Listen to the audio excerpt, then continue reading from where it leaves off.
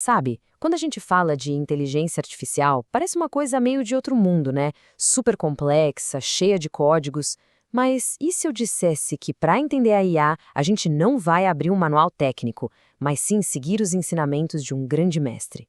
Pois bem, este é o Beltesazar. É ele quem vai nos guiar. E a jornada que ele propõe é diferente. Ele transforma algoritmos em feitiços e máquinas em aprendizes de magia. A ideia aqui é a gente entender a IA não como uma caixa preta indecifrável, mas como o que ela realmente é, um reflexo da nossa própria capacidade de criar. Então, a nossa jornada com o mestre tem 5 paradas, 5 lições. Em cada uma, a gente vai desvendar uma parte da IA, desde a sua origem lá atrás até as grandes perguntas que ela nos faz sobre o futuro. Vamos nessa? E vamos começar pelo começo de tudo, né? De onde veio a faísca original, a ideia que deu origem à inteligência artificial que a gente conhece hoje. Olha, a metáfora do Baltazar aqui é simplesmente genial. Ele ensina que a IA não é uma inteligência que surgiu do nada, vinda de outro planeta. Não. Ela é, na verdade, uma extensão da nossa própria inteligência. Pensa nela como uma ferramenta, uma centelha da nossa chama criativa que nós passamos para as máquinas. E essa história de passar chama adiante, olha, não é de hoje. É uma jornada longa. Começa com coisas bem simples, como o ábaco. Depois dá um salto gigantesco lá no século XIX, com as ideias do Babbage sobre uma máquina que poderia ser programada. Ganha uma força absurda nos anos 40 com o Turing se perguntando: será que as máquinas podem pensar? A partir daí, evolui para uma IA mais clássica, toda baseada em regras e lógica, até chegar nas redes neurais de hoje, que conseguem aprender sozinhas. É uma evolução e tanto. Então, o ponto crucial aqui é este. A nossa inteligência, a natural, é cheia de criatividade, emoção e intuição. Já a artificial, bem, ela é programada. Ela é fantástica para processar dados, para aprender padrões, para imitar a nossa forma de pensar. Mas ela não sente, não tem consciência, ela é um reflexo, não uma cópia. Essa é a grande diferença. Certo, vamos para a segunda lição. Agora a gente vai ver como essa tal inteligência artificial realmente funciona na prática. E é aqui que a magia começa de verdade. E a simplicidade dessa explicação é o que faz ela ser tão boa. Pensa assim, um algoritmo é uma receita de feitiço. É o passo a passo que diz para a máquina o que fazer. E os dados? São os ingredientes. Não adianta nada ter a receita mais poderosa se faltar ingrediente, né? A mágica simplesmente não acontece. Vamos pegar um exemplo bem prático. A gente quer ensinar uma máquina a identificar frutas. Primeiro, damos a ela os ingredientes, dados de cor, de tamanho, etc. Depois, recitamos o feitiço, que é o algoritmo. Uma série de regras, tipo, se for vermelho e pequeno, então é um morango. E pronto, a mágica acontece. A máquina começa a classificar as frutas sozinha, sem precisar de mais ninguém. Ok, se os algoritmos são os feitiços, a máquina que aprende é como se fosse uma criatura mágica. O Beltesazar chama essa criatura de golem digital.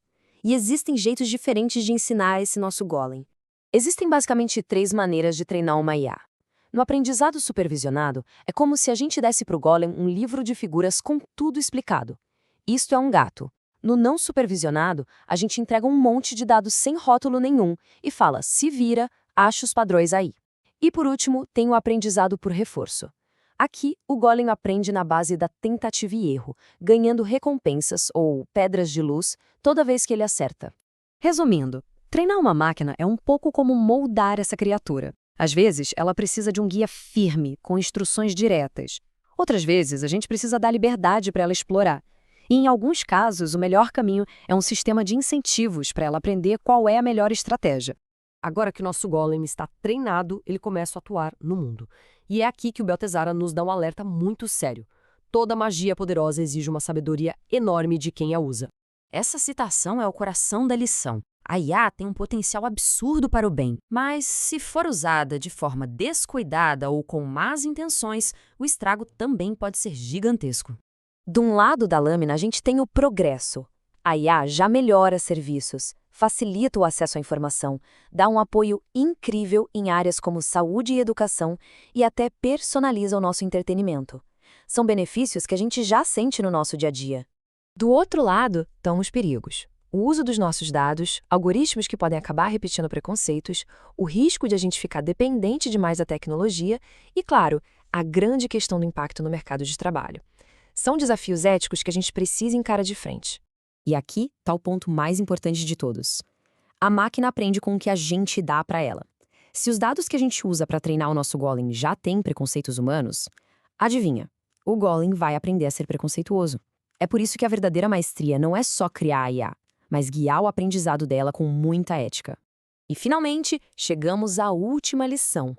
É hora de olhar para o horizonte e entender o nosso papel como os guardiões do futuro que estamos construindo com inteligência artificial.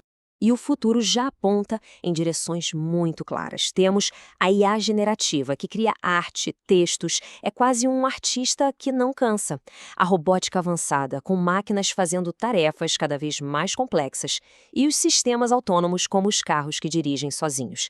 Cada uma dessas frentes traz promessas e exige novas responsabilidades. E tudo isso nos leva a duas questões filosóficas gigantes. Primeira, uma máquina pode ter consciência um dia? Por enquanto, a resposta é não. Elas são simuladores extremamente avançados, mas não sentem. Segunda, como a gente encontra o equilíbrio? O grande desafio é fazer com que a IA seja uma parceira, uma ferramenta que nos aumenta, e não uma força que nos substitui. E o Beltesar encerra seus ensinamentos com essa sabedoria. A IA deve ser, ao mesmo tempo, espada e escudo. Uma ferramenta para a gente avançar e se defender, mas o controle, os valores, as decisões, isso tem que continuar nas nossas mãos. O equilíbrio é tudo. E assim, essa jornada termina com uma pergunta, e não com uma resposta. O Golem digital está aí, na nossa frente. É uma criação nossa, esperando ordens. A tecnologia é uma tela em branco. A questão que fica para todos nós é: que futuro a gente vai comandar o Golem a construir? O que a gente vai pintar nessa tela?